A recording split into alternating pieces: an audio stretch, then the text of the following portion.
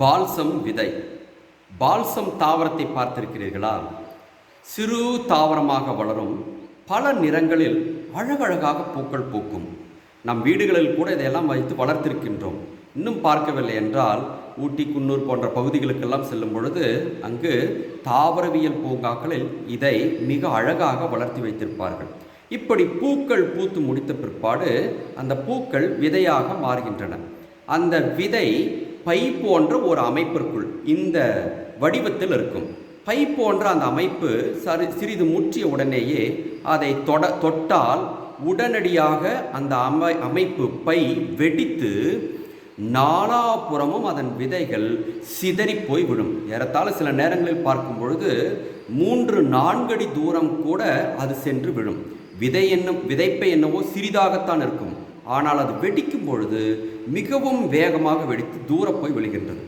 ஏன் அது இவ்வாறு செய்கின்றது தெரியுமா? தன் தாவரங்கள், விதைகள் தாய் தாவரத்திற்கு அருகிலேயே விழுந்தால் அது நன்றாக முளைக்காது. மாறாக தூர சென்று விழும் பொழுது வெயில் அதிகமாகப்படும், நீரும் கிடைக்கும், தேவையான சத்துக்களும் கிடைப்பதால் நன்றாக செழித்து வளரும் என்பதற்காகத்தான். இதை அப்படியே ஞாபகம் வைத்துக்கொண்டு இன்றைய முதல் வாசகத்திற்கு வருவோமே.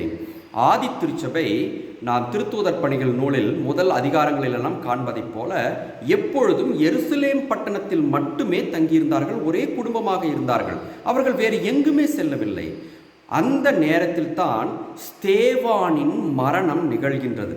அந்த மரணம் நிகழ்ந்ததை பார்த்துவிட்டு அங்கு ஒரே குடும்பமாக ஒரே இடத்தில் ஒரே நகரத்திற்குள் வாழ்ந்து கொண்டிருந்த கிறிஸ்தவ மக்கள் அனைவரும் என்ன செய்கின்றார்கள்? 8 திசையிலும் சிதறி போகின்றார்கள். பயந்து போய் இந்த இடத்தில் வாழ முடியாது என்று 8 திசையிலும் சிதறி போகின்றார்கள். சிதறி போய் அவர்கள் எந்த இடத்திலெல்லாம் வாழ்ந்தார்களோ அந்த இடத்திலும் கூட இயேசு கிறிஸ்துவை முழுமையாக பின்பற்றி இயேசு கிறிஸ்துவுக்கு சாட்சியாக வாழ்ந்தார்கள்.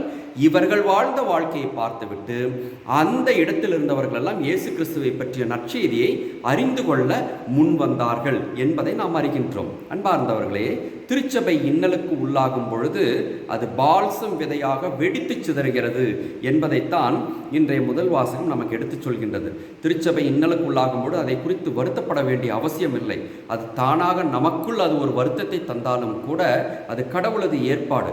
அப்படி நாம் இன்னலுக்கு உள்ளாகும் பொழுதுதான் 8 திக்கும் சிதறி சென்று இயேசு கிறிஸ்துவை பற்றிய நற்செய்தியை முழுமையாக அறிவிக்க முடியும் என்பதற்கு இன்றைய முதல் வாசகம் சாட்சியாக விளங்குகின்றது.